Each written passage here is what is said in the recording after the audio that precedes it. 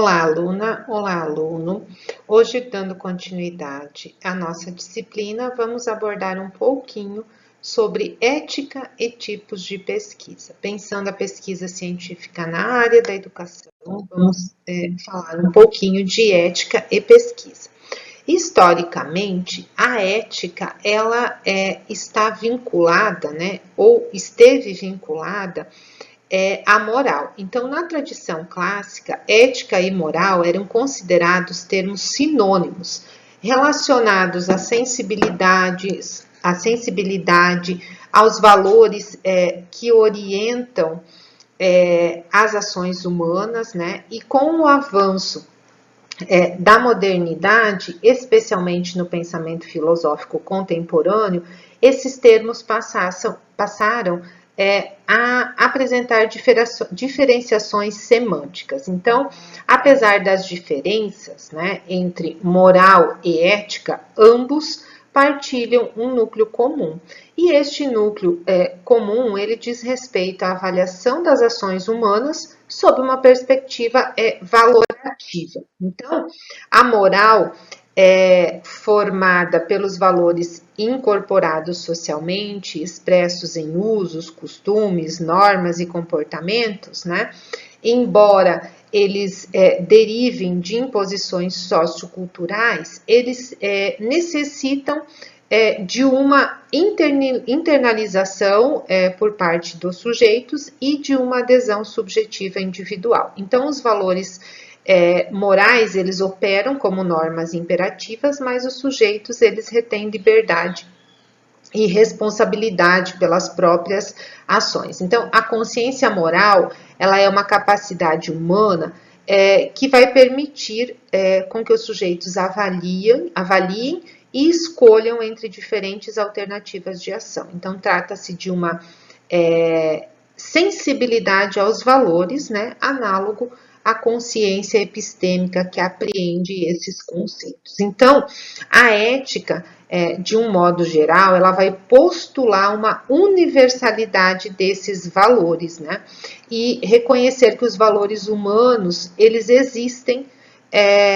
em determinados contextos históricos e concretos. Então, qual que é a diferença entre moral e ética? Então, moral, um conjunto de valores e normas específicos de um grupo social e histórico, né, e que vai sofrer alterações de acordo com o contexto, e a ética, ela diz respeito à reflexão crítica sobre esses valores e busca, né, a busca de princípios universais como a dignidade humana. Então, a ética, ela remete à ideia de justiça, de bem comum como fundamento do agir humano, né? E a dignidade da pessoa humana é o fundamento universal da ética. Então, a dignidade humana, ela é um valor a priori e autossuficiente sob o ponto de vista ético. Então, a ética na vida, né, e sobretudo na pesquisa, ela é esse reconhecimento do outro como sujeito da dignidade humana, como sujeito, dignidade da pessoa humana, né, esse reconhecimento do outro. Então, quando nós vamos pensar em ética na pesquisa científica, na área da educação, é imperativo que se preserve a dignidade humana, né? Não só na área da educação, mas em todas as áreas da pesquisa. Então, todo o processo de pesquisa, ele precisa estar atravessado e ser atravessado pela ética, desde a escolha do problema até a divulgação dos seus resultados. Então, a pesquisa científica, ela nasce de uma dúvida, de um problema que precisa de uma solução, e dessa solução, né, a construção desse conhecimento para buscar essa solução, ele visa essencialmente a produção de novos conhecimentos. No entanto, sem perder de vista, né, ética. Então, a pesquisa científica, né, ela se constitui como um processo reflexivo, sistemático, controlado e crítico, e ela permite a descoberta de novos fatos ou dados ou relações em qualquer campo do conhecimento, né? E aí, quando nós vamos a pesquisa em educação, né, e sobretudo quando envolve seres humanos, a ética precisa perpassar todo esse processo. Então, quais são os tipos de pesquisa? E aqui vamos falar dos tipos de pesquisa mais comuns na área da educação. Então, a natureza da pesquisa, ela tem duas características, né, ou duas bases, né, a pesquisa básica voltada para o avanço do conhecimento teórico, sem a preocupação imediata com aplicações práticas, e a pesquisa aplicada, que busca soluções para problemas concretos, geralmente ligados ao cotidiano educacional, certo? Então, quais são os conceitos e as características, né, da pesquisa qualitativa e quantitativa, né? Vamos iniciar essa reflexão a respeito da pesquisa qualitativa e quantitativa, pensando em alguns apontamentos dicotômicos, né? Então, se vocês olharem a literatura especializada, vocês vão perceber que há uma dicotomia entre a perspectiva qualitativa, entre a pesquisa qualitativa e a pesquisa quantitativa.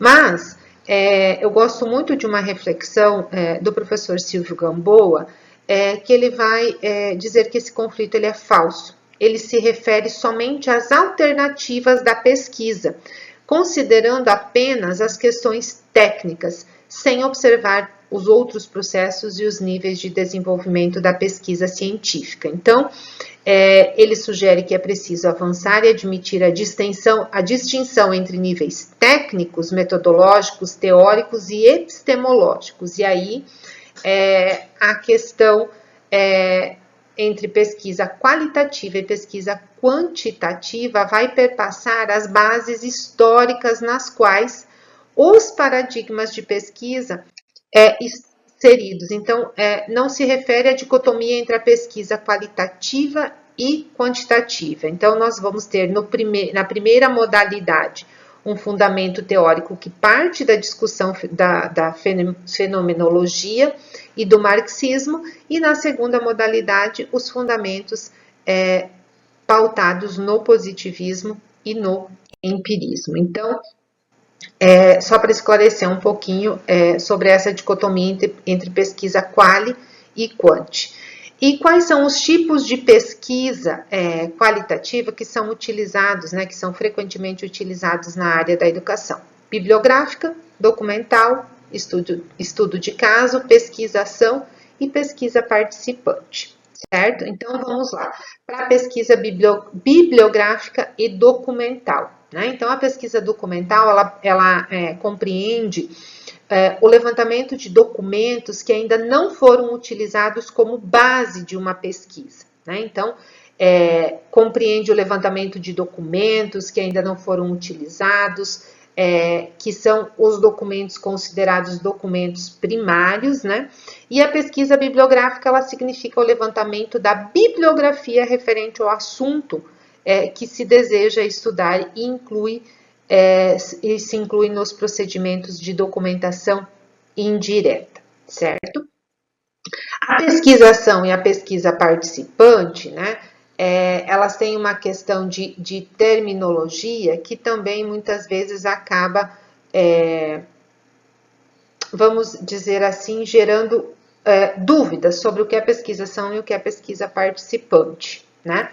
Então, há uma questão de terminologia, porque toda pesquisação é do tipo participativo, mas nem tudo que é denominado pesquisa participante é pesquisa-ação. Ou seja, a pesquisa-ação, ela tem estreita associação com a resolução de problemas coletivos, na qual os pesquisadores e participantes que representam a situação ou o problema estão envolvidos de modo participativo ou colaborativo, certo? E o estudo de caso. O estudo de caso é uma categoria de pesquisa cujo objeto estudado é tratado como único e estudado profundamente. Então, os estudos de caso visam a descoberta. E o quadro teórico inicial, ele serve de estrutura básica, né, a partir do qual novos aspectos podem ser detectados na medida que o estudo avance, né? Então, o estudo de caso é um estudo específico, mas esse estudo específico sempre é relacionado a um quadro teórico, né? Mais amplo que vai dar a estrutura básica dessa pesquisa. Então, de modo geral, é isso que a gente precisa observar na pesquisa, né? Escolher as metodologias, as técnicas, o tipo de pesquisa e sempre perpassado pelo elemento ético, né?